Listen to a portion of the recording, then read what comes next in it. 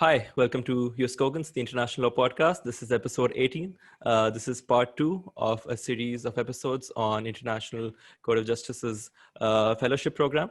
In episode 1, we asked a lot of structured and boring questions to our fellows. It's not going to be at all similar to what happened last week. Today we have with us Claire O'Connell, Kritika Sharma, Mohit Khubchandani, and they all have been, and some of them are current judicial fellows, and we are going to talk to them about their personal story journeys before, after, and during the fellowship program. So before we get started with the discussion, if you can just have a brief round of introductions. So maybe we'll start with Claire, and then Kritika, and then Mohit. Sure, happy to. Well, first of all, thank you for having me. I'm very much looking forward to what I hope is a fruitful discussion for everyone listening. My name is Claire O'Connell. I did the fellowship program in 2016 and 17. After that experience, I went into private practice, primarily working in international arbitration. And I'm currently an associate legal officer at the United Nations in Geneva through the Young Professionals Program. And I should say I came about to the Judicial Fellowship Program through Columbia University. Yeah. So I'm Kritika. I did the Judicial Fellowship in 2017 to 18, so right after Claire, from Leiden University. I did, right after that, I worked a bit also at the ICC, but I started doing my PhD. And currently I'm doing my PhD still and working as a research fellow at the Max Planck in Luxembourg. Hi, everybody, and thank you so much for having me here once again. And once again, it is a great pleasure to be on your podcast. And so, unlike my other two experienced colleagues, I am a current fellow at the ICJ. So maybe I'll go in reverse chronology as to what I did before this. I used to work at the International Law Commission as a research assistant to a member. And prior to that, I was working at the United Nations in New York. And my sponsoring university for the fellowship is Stanford Law School. All right, perfect. So if you can come back to Claire. Claire, what made you choose the fellowship program, and what was your journey like before you actually landed in The Hague? Sure, happy to answer that. So for me, I first went to Columbia knowing I was very interested in public international law. I had studied my undergraduate studies in diplomacy and world affairs, and also knew I wanted to be a lawyer, so I saw public international law as a very natural connection between those two paths and interests. So I came to Columbia not necessarily knowing or believing I would have the great fortune to be able to participate in this program, but definitely hoping that that was a possibility. And while I was at Columbia, I focused my studies in various areas of international law. I actually also got my LLM in international criminal law through the joint degree program at Columbia. So I did a kind of a smattering of international humanitarian law, general public international law, as well as international criminal law, as I just mentioned. And the competition process at Columbia, I think, is similar to other institutions where you first compete internally and express an interest in the program, and then your university makes a selection of anywhere from 1 to 4 individuals who will then have their names given to the court as well as their application materials.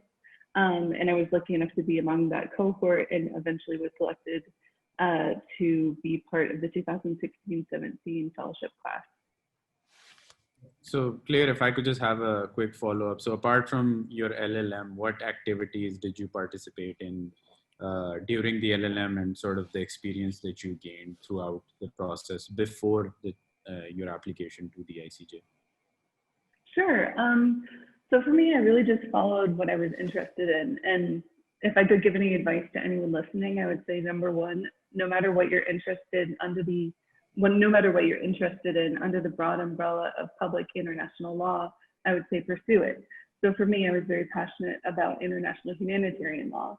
So instead of perhaps doing the more traditional route of doing Judicial, which is amazing, I decided to be a part of a different MOOC competition called the Gentilité International Humanitarian Law Competition, which is more simulation-based.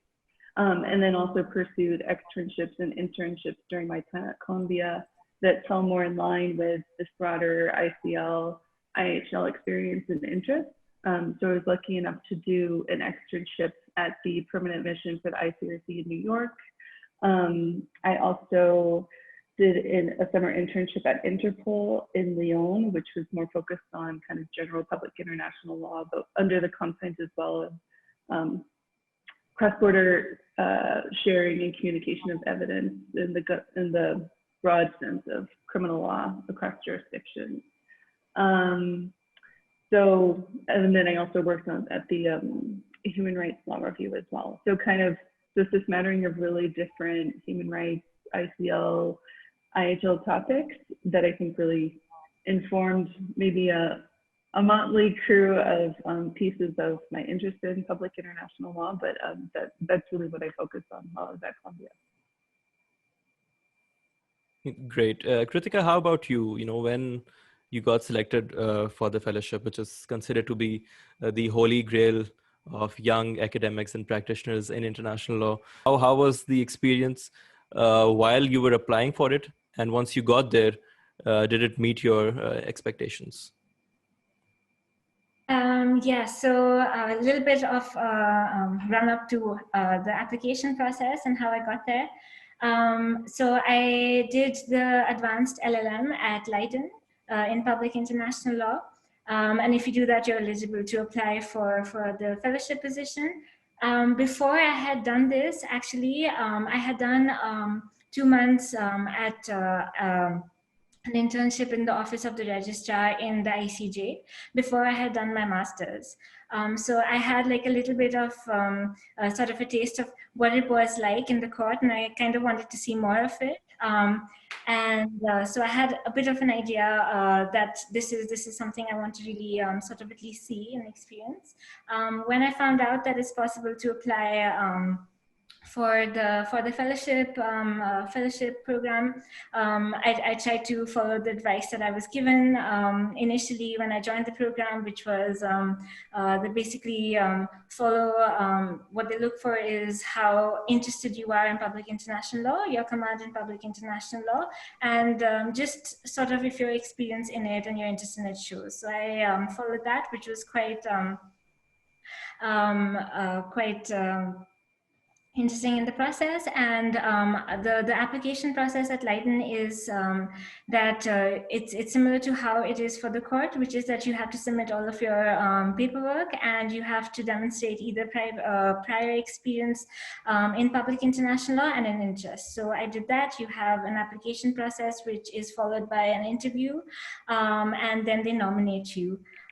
After that, of course, it's at the court. So after all of this process, when I got to the court, I did have like a whole set of expectations of what it was going to be. And I think it did, it definitely did meet my expectations. And there were a lot of other aspects that I didn't think that also worked out, which is that I was really interested in doing my PhD afterwards. And I found that it really turned out to be sort of like a conducive environment for me to develop that project as well. And it really helped me in that.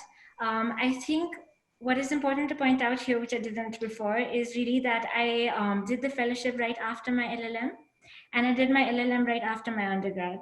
So I think it's safe to say that I was very early on in my career, if I can say. I'm not sure, it's only been 3 years in international law. And I think for me, I really found that that was the perfect time to do it, to do the fellowship. I think because I took it as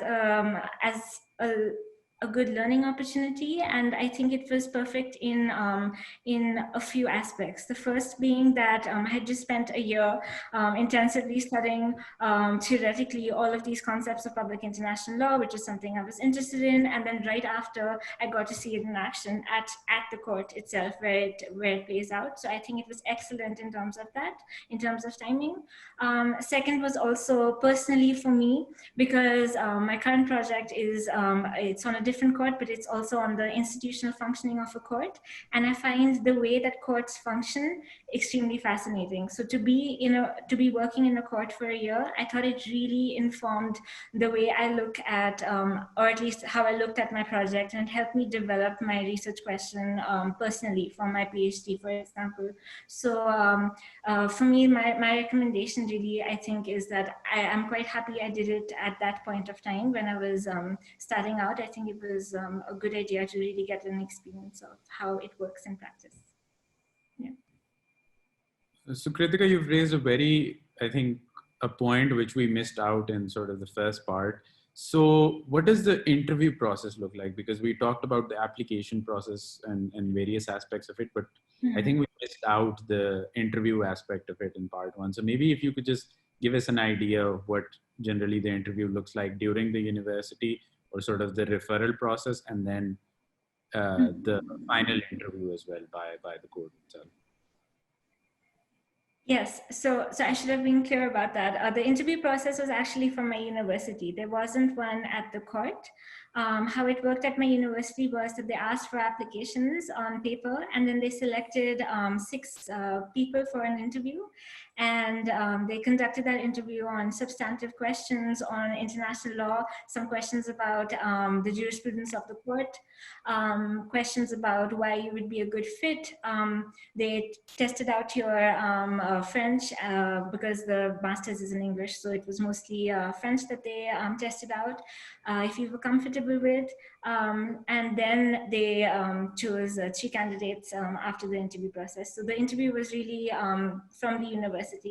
I'm not sure, I think there are other universities as well who have both a written application process and interviews, but the court itself doesn't have one. For the court, it's after your university submits your nomination, then they select it based on your application package. Yeah. Yeah, just one quick thing on the interview aspect. So like Kritika said, a few schools have or don't have an interview requirement. What I would say to anyone listening where their school doesn't have an interview requirement, like Columbia, don't let that stop you from making very clear to the professors or individuals who are in public international law or who may be evaluating your application that you are interested in the program and the fellowship, to informally introduce yourself and express why you want to do it. I think I can say personally for me, that was really critical in getting my name put forward in front of the selection committee. I actually transferred to Columbia, so I had one less year than my peers to really make those essential, valuable connections with professors. So I knew going into this application process that there would be professors who would see my name who I hadn't had a class with, and perhaps wouldn't feel as much of an understanding about why I was passionate about this fellowship and really wanted to take part in it. So if any of you don't have a chance to sit down and say formally, don't let that stop you from, inviting a professor to a coffee or stopping by, or perhaps not bothering them, but just being candid with them about your interest, also to see if there's any advice they can give you about your application too. Right. I like how Claire says, if anyone is listening. I think she knows our engagement rates on Twitter. So let's come to Mohit, the newest member of the fellowship, who has the unique privilege of seeing President Yusuf wear a face shield. So Mohit, what was it like for you, being a COVID applicant, coming to the International Court of Justice, and probably the most chaotic time the world has seen in a while? So talk a bit about that. And also Kritika mentioned about French requirements. So I think I have a feeling you might have something to say about that as well. So yeah. So the one point that I really want to underscore before I start telling about my story is the point that Claire actually left upon, which was passion towards this application. So to all those who are listening, and to all those who might not have gotten this fellowship in their first application, it is possible to apply again. I have spoken to many people who thought that they applied once and it didn't happen and they couldn't do it again with their universities. But I got this fellowship in my third and final application. So if you are really passionate about getting there, then at least it should transition into your incessant efforts, if I may put it that way. So if you are interested in getting there and if you have a genuine and avowed interest, then you will get there, is what my firm belief is. Now coming to your question about it being a COVID year, well, as luck would have it, despite having applied so many times and despite having even gotten selected this year for many reasons known to everybody, has been very tumultuous for us. So I got my decision later than the usual years. So I got my decision in late April or early May. And then the court was actually unsure about whether they could even have this program this year. But fast forwarding 6 months, things worked in a certain way that we are here. But again, because of social distancing norms, most judges do not even know our faces yet because we walk in masks around them. And the hybrid hearings is something that I'd like to speak about here, because I believe that this is one thing that I hope I'm the only one to see and it doesn't happen in the future. But it was very, very interesting to see the way in which the court has essentially paved the way for all world tribunals and arbitral forums as well to carry on basically justice. So the court is engaging into part partial and part virtual hearings, which means that some of the judges, not all, so around 9 or 10 of the judges sit on the bench with appropriate distancing. The rest are participating through virtual connections, and so are the agents. And in the Great Hall of Justice, there are screens everywhere, and that is how the hearings are happening. It is quite interesting, but I am sure that the grandeur of an ICJ hearing is something that my colleagues would have seen and I hope to see in the future. So this is about how the court is functioning right now. And about French, again, I think that the difference in my application for the third time as opposed to my previous 2 applications was my proficiency in French. So I don't want to put words in the mouth of people who were evaluating my application, but again, this is perhaps my understanding that it could have made the difference in my application, because unlike what you heard before, I honestly have given my everything to public international law ever since my first day of law school. And to get here was my only dream. So I was placing all my eggs in one basket, which is something that I don't know if I should be suggesting to people. But since this episode is more about stories than about a right or a wrong way to approach an application, I'm just gonna confess my narrative. So I had work experience after graduation. Then I did my master's, then I had work experience again, and now I have this fellowship. So I guess there is no right or wrong way here, but I think during the process of these 3 years of applying to the court, I have learned a lot, and I was very fortunate to be involved at the United Nations General Assembly and the United Nations Security Council. So whenever we see anything relating to UN agencies or the other organs of the United Nations in any ICJ pleadings, so I feel that I can relate to how things work even procedurally there. And that is something which is helping me, even though it's early days for me to say how the court work would really be like. So How early? 3 weeks into the program is all I have. That's really early. Yes. Yeah, so just to sort of transition on to another subject, and maybe we'll start with you, Claire.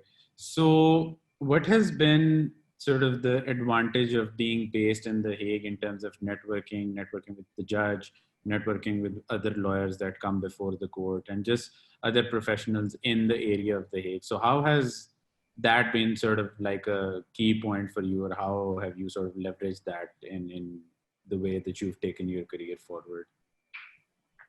Yeah, I mean, I think that's a great question.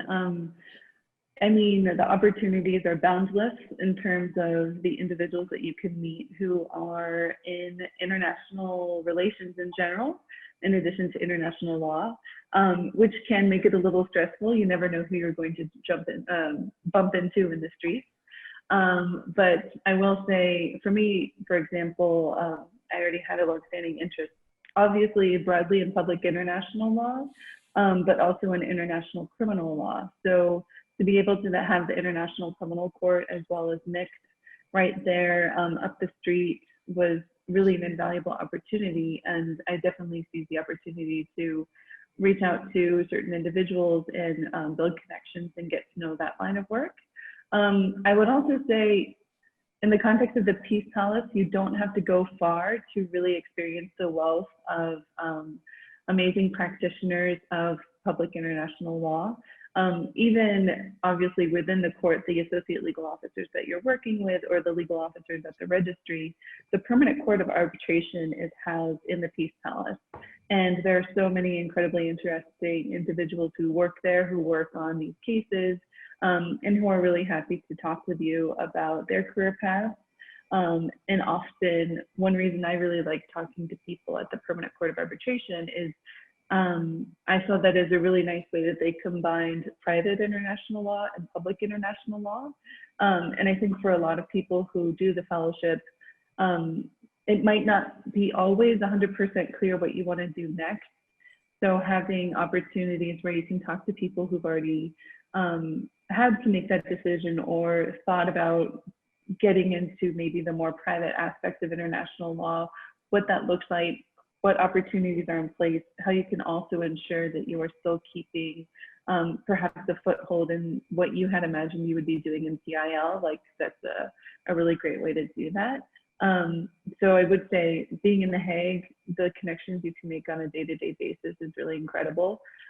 It may be a small city, but it's mighty. It has an incredible number of cultural opportunities that you can really take advantage of. And who doesn't like biking around in a really flat city that's beautiful and just, enjoying it? It's, I think, a really great way to explore many of the opportunities that you can have in the beginning of your career as an international law practitioner. So the same question, what have been your highlights in terms of your experience in the 9 months at the ICJ? It's only 9 months? It was actually, so I did a full year because sometimes you can, if they're okay with it, you can extend it a little because there isn't, the next batch starts in September. So I ended up doing 12 months of it. Yeah. So before you just mentioned this, I have like a follow-up question as well. So a very random question, but have you ever sort of like in your time there encountered someone that you really admired, just walking by? Because I remember this one time at the ASIL conference, I just talked about Dapo Akande, and then there he just sort of runs out of the hotel. And I was just so shocked because I wasn't expecting him to be there. So I just like froze for a second and I could never meet him. And I, to this day, just really, really regret it. So maybe if you've had those encounters as well, so if you feel like sharing those, please go ahead. Yeah, so actually that's funny you mentioned that, because I did see Dapur Kande in the Great Hall of Justice, I think, for a book launch, and I was like, oh, this place is interesting. You see all these people who you read, and I mean, not only him, I think the first time when I saw Alain Pele walk by, I was like, this is getting very real. But it's a good place to be if you're for to be a little bit starstruck when you're into international law, because you have all these people who are really living it, and they're there. And as Claire said, so I think it's the perfect place to also for meeting people who are in the field, for networking. Not only the Peace Palace, which has of course the PCA as well, but the Hague itself. I think it's excellent to meet people who are in this field. And similar, I think, to Claire, because I also specialize in international criminal law. So you have the other courts and tribunals, and you have all of these opportunities to interact with these people. One thing to mention is that The Hague, it's really gold when it comes to events for international law. And it has, I think there was a point where we had an event, I know it's probably different this year, but there was a point where we had one every week, and on all sorts of topics in international law. If you have super specializations, you've got it, you have all of these interesting places. Not in the Peace Palace, but in The Hague itself was the first time when I met Ben Ferencz, and that was something. And that was thanks to The Hague. Yeah, and for someone who's into international criminal law as well, that's quite something. So it really is. I think it's one way to put it is it can be the perfect opportunity. It's what you make out of it. I think this is true for a lot of judicial clerkships and fellowships. It's really what you make out of it. So I think opportunity-wise, it has everything going for it, and you can really make what you want out of it. And in terms of location, really, I mean, with the biking around and friends and La Pele walk by, it's quite something. I like how you talked about Ben Ferencz. I think he's probably older than the Peace Palace itself.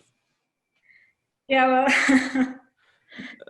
that might be true. I feel like everybody just goes for the library, and the fellowship is a byproduct.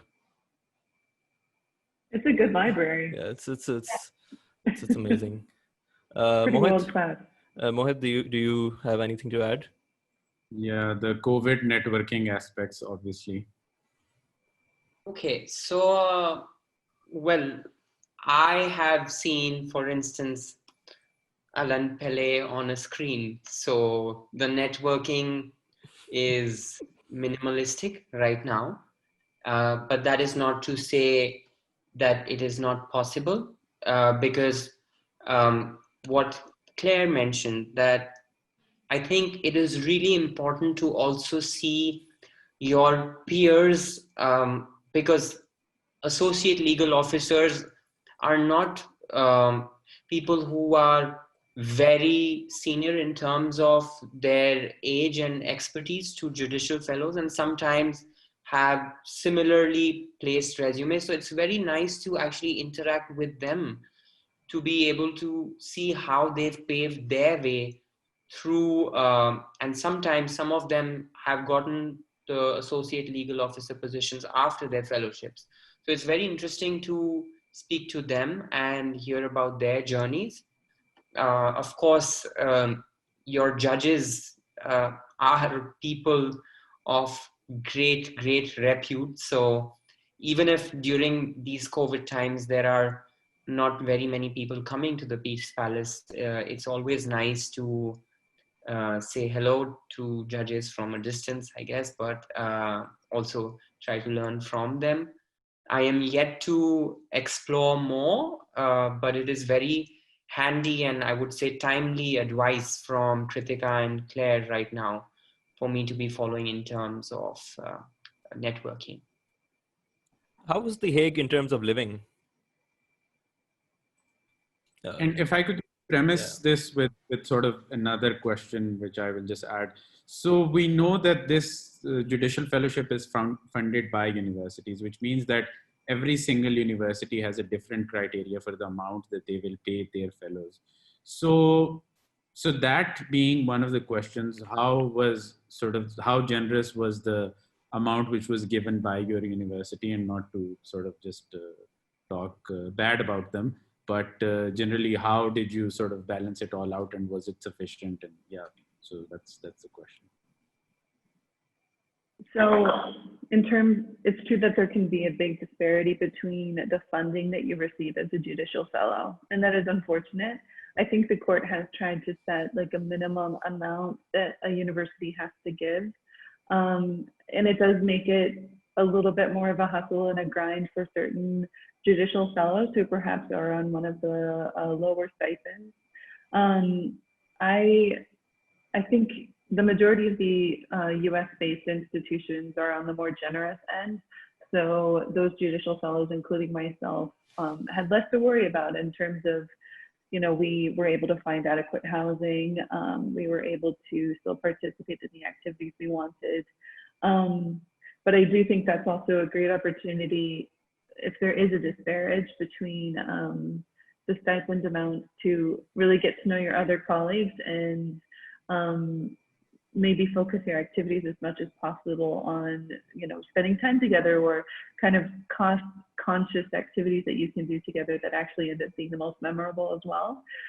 We would organize a lot of just dinners or hanging out in light of that, and those were honestly the best times as well, because as Mohit said, these are really your future colleagues, and the more time I spend away from the court, the more I realize how this was an incredible opportunity to build a professional network that keeps growing and being fulfilling, and how people come back in your life in really unexpected ways. So that's perhaps a very long-winded way of answering your question. But just to say that, at least in general, like The Hague, particularly compared to cities like Geneva, is a little bit more affordable. There is a way to make it work. And if you're lucky, you can also find yourself in a cohort of people who are very happy to spend time and really seize the opportunity regardless of what the differences in perhaps the stipend that you have. Yeah, it's funny you asked that question, because I suddenly remember the email that I had received when they were asking us for applications for this, where my professor had actually said that we provide you a stipend, but it's not going to make you rich. And it was quite true, but I think it was it worked out fine. And I mean, it's a starting it's like a starting stipend. It's a fellowship. It's what you think it is. The Hague is maybe not as expensive as Geneva, but it is quite expensive. But I think it works out. I think it's the court, like Claire mentioned, the court has sort of a minimum amount that universities are supposed to pay. So I think they look out for that you can live properly in The Hague. And apart from that, The Hague, as a city to live in, I think it's quite an easy city to live in. It has so much to offer, and it has what I really like about it is that it has something for everybody.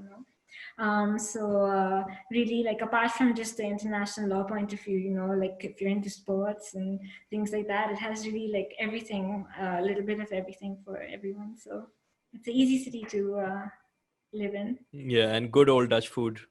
Mohit? Bit about it, yeah. Well, I am yet to receive my stipend, so maybe I can tell you in the next episode. But on a serious note, as Claire mentioned, that US universities are generous. So I am in anticipation of a generous stipend. But that said, now building upon what Kritika also mentioned, The Hague is a city which really does have many things to offer to all tastes. And it is not, I mean, in terms of my experience in New York and in California, I can perhaps tell you that it is a big juxtaposition. So Hague is not a city wherein you, even if you want to, you can splurge to that extent. And please correct me if I'm wrong there. But given that, I think all the people can manage in the stipends that they get. And there is also a COVID angle here, which is that right now there are not very many avenues to actually even spend. So I think people are doing very well with the stipends that they are getting. Other than masks and hand sanitizers, probably. Which we get for free at the court. So Oh, that's perfect. So, as we move to the later part of this podcast, can you talk a bit about what an average day of work as a fellow like, in terms of, the proportion of research that is involved on perhaps factual and legal issues? What sort of logistical or organizational work is there? Do you interact or work in collaboration with the associate legal officer? So yeah, Kritika. Yeah, so to describe an average day, it's a little bit difficult to be general about this because it really fluctuates with the workload of the court and the kind of cases that are before the court. I mean, if you take a look at the docket even now, or if you've been looking at it, you know that it's been all kinds. So the work kind of ranges from substantive legal issues to procedural issues, lots of both. The kind of pressure and how hectic it is also depends on both things, how many cases are going on at that time, and also the kind. So like, if you have provisional measures, cases, things like that. So it really, so the day-to-day functioning really kind of revolves around that. And do you have hearings? When a hearings, it sort of depends a lot on that as well. In terms of the kind of work I did, for example, I would say it was kind of a perfect mixture of both substantive legal issues as well as procedural issues. I think it was a good mixture of that. But again, I mean, if you look at the docket of the court, it's always going to be that way. It's always going to be sort of a blend of the two because of the different stages that the cases are at. And unless something changes drastically in, as regard to that, it's always going to be a mixture of the two. So casework, yeah. All right, great. Claire? Yeah, sure. Totally agree with everything Kritika just said. I'd also say it does really depend on the chambers you're in. So there can be a bit of a variation between just how chambers are structured. So my experience was working closely with the associate legal officer, often in tandem or collaborating, which was a really fulfilling experience. And also having the opportunity to work closely with the judge in question on substantive legal issues or procedural issues. I will say that even if your chambers are a bit different, there are so many opportunities to still take initiative and still put yourself out there in terms of seeking out other opportunities or even collaboration in general.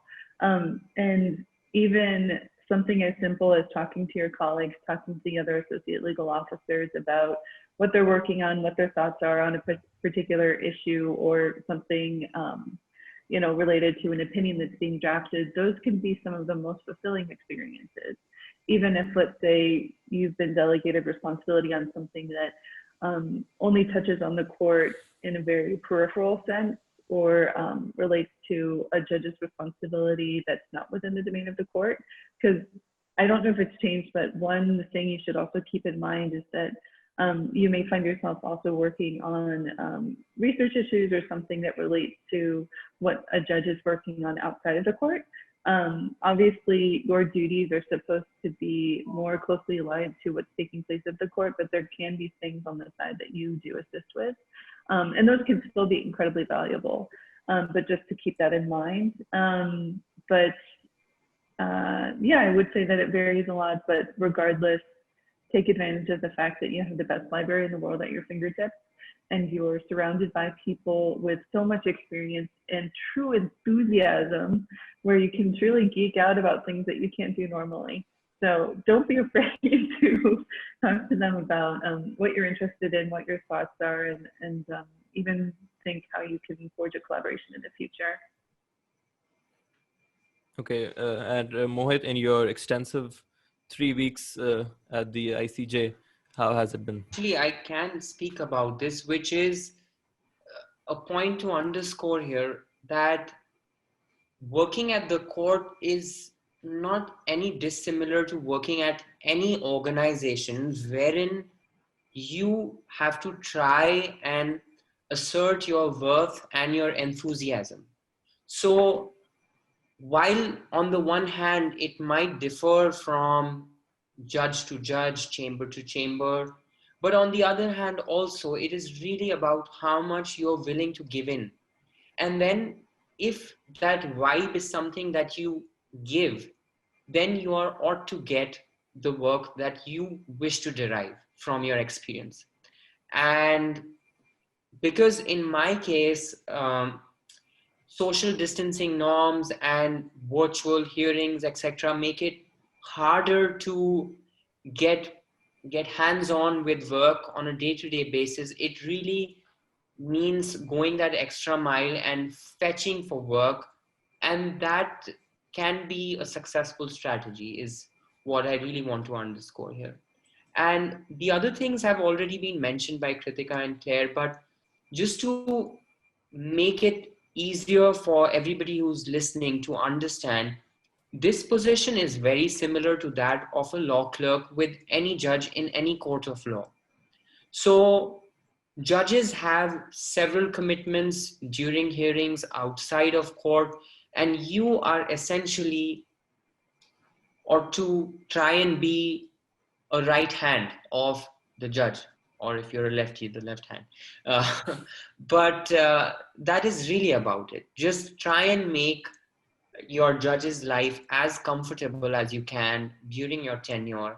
And the more you do that, the more varied kind of work that you are wishing for is something that will come your way. And that is what I'm expecting until now I'm getting. So it's with this attitude that I'm approaching this fellowship. That's I think a very interesting Words of wisdom.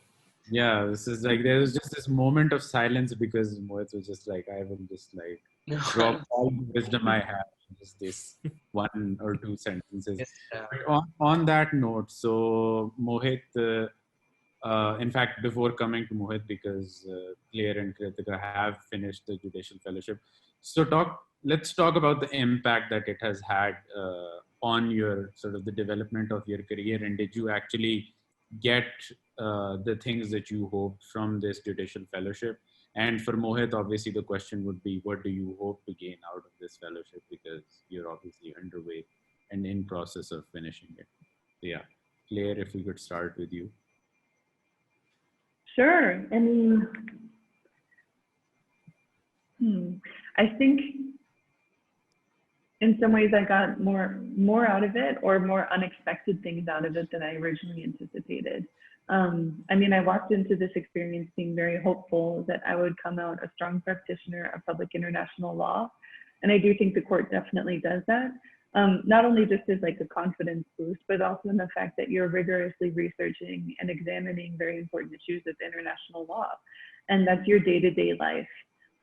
So regardless, it obviously is dependent on the docket, but I think for most people who partake in this fellowship, they will walk away with a relative amount of expertise and ease in many, many different areas of public international law.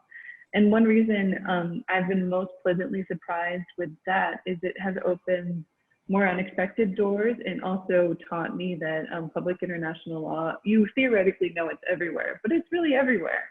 And it can be in every line of work, in any legal job. It can pop up in really unexpected and surprising and interesting ways.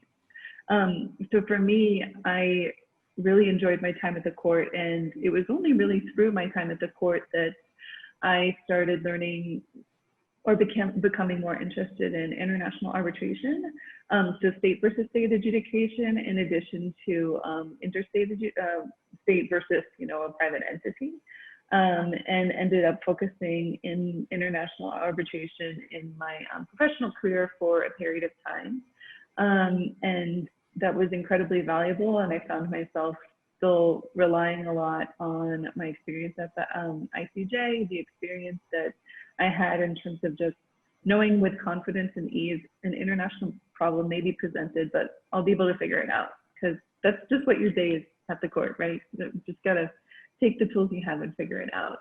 And now in my current role, I successfully applied for the Young Professionals program through the United Nations and got on the legal affairs roster.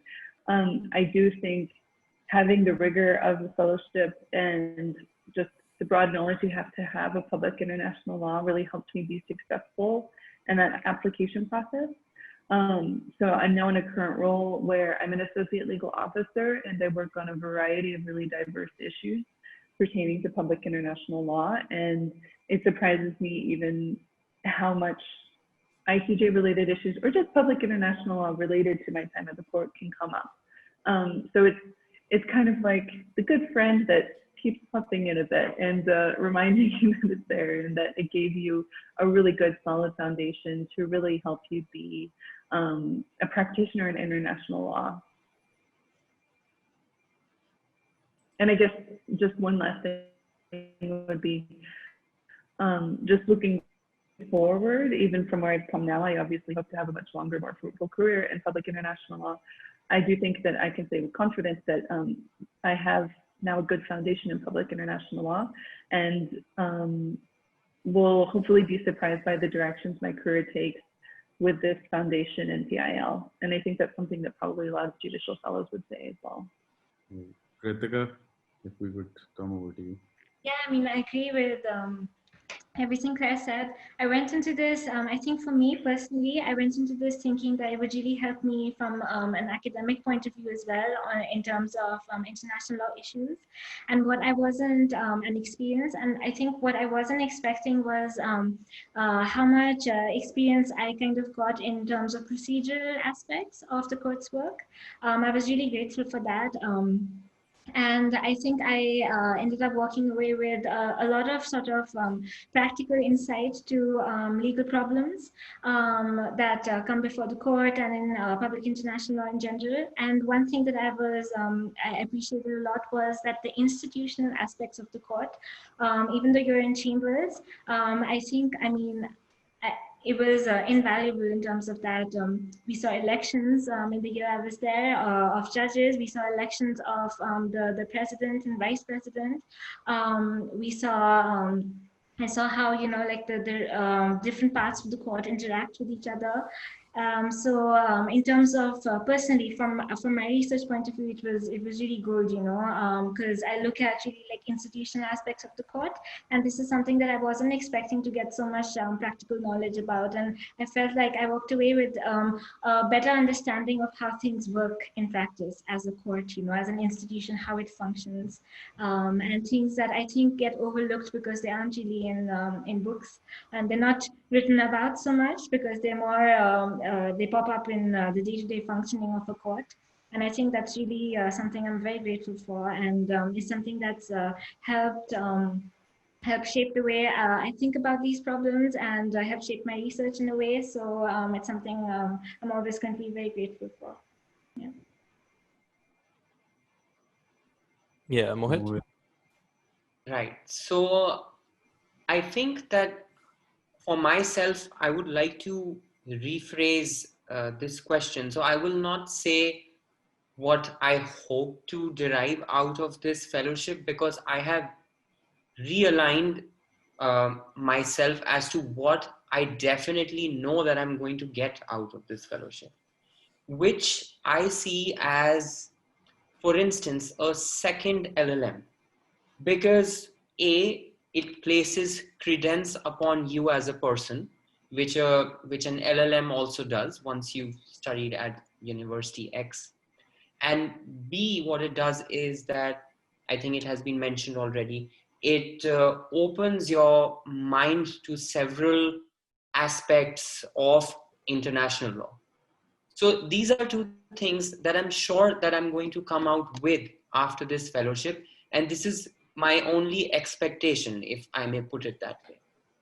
And now, particularly, if we speak about the ICJ, there are certain traditional, specifically procedural issues relating to jurisdiction, relating to standard and burden of proof, which are there to be seen in almost every case. These were things that I was exploring prior to this fellowship. These are things which I will perhaps get to explore during this. And these are also things which will help me as a public international law or an international investment law practitioner, wherever I may go after this. So with these two takeaways, I think it will help me wherever I go. And I do not try to place other specific targets because I just think it precludes us from thinking about the vast expanse of PIL and the very many kinds of situations and positions that it can lead us into. And I can say this with utmost certainty that the one thing that I've really enjoyed about my career as it has panned out thus far is that I never told myself that I am going to be a practitioner or a policymaker or an academic. And as it turned out, that I have ended up doing all these three things. And this is exactly what I wish to do in the future. So I will be very happy and willing to do anything that has got to do with international law after this.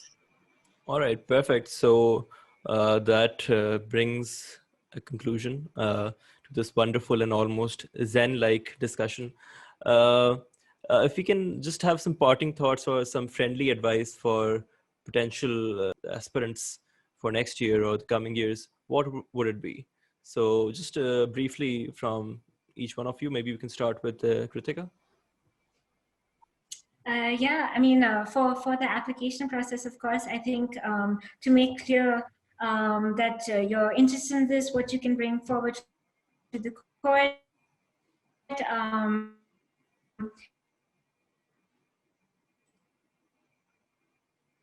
and your interest in internship experience to highlight that. And also I think if you've worked with the judge before, that's something to highlight for the application process. But in terms of the fellowship itself, I think one thing to keep in mind is really that it is what you make out of it. It's exactly how it is. It's a fellowship at the International Court of Justice, and it has all the opportunities there that you would think it comes with. It's an excellent opportunity. So really, I would definitely recommend trying for it, and I think it could be a really fruitful experience. Yeah, Claire? Sure. Well, I think, I'm not sure if you guys covered this in the last ICJ podcast you had, but one thing that I would suggest is if anyone is listening and their university has never sent someone from their school, don't be discouraged. Take initiative.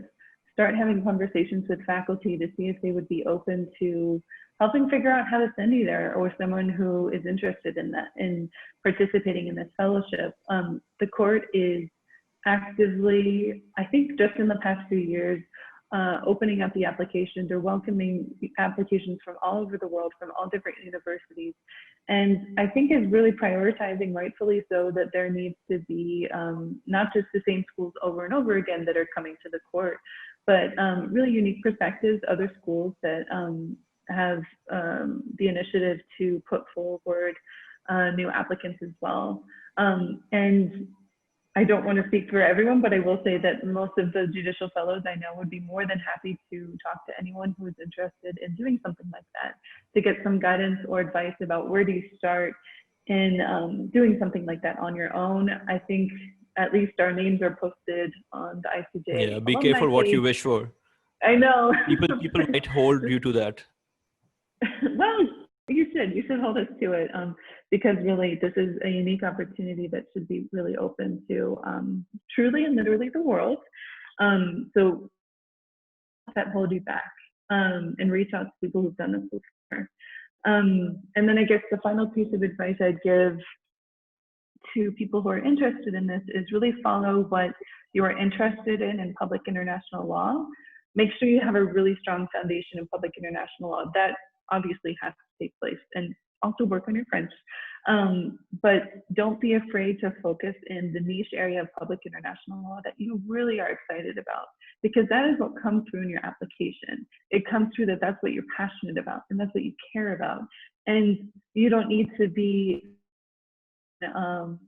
just what you think you're supposed to do, but really focus on what you want to do or what you're passionate about. And I think that's how you can really put forward the most successful application. And good luck. Yeah, so Umar has disappeared. I don't know where, but so I'll just take over, and Mohit, final thoughts. Over to you. Right. So I can say this one thing, and I don't know if it has been said in the previous part, but in my application, there was one commonality in almost everything that I did, starting from law school up until now, which has been almost 10 years. So my work within public international law was almost always, in one way or the other, related to the ICJ itself.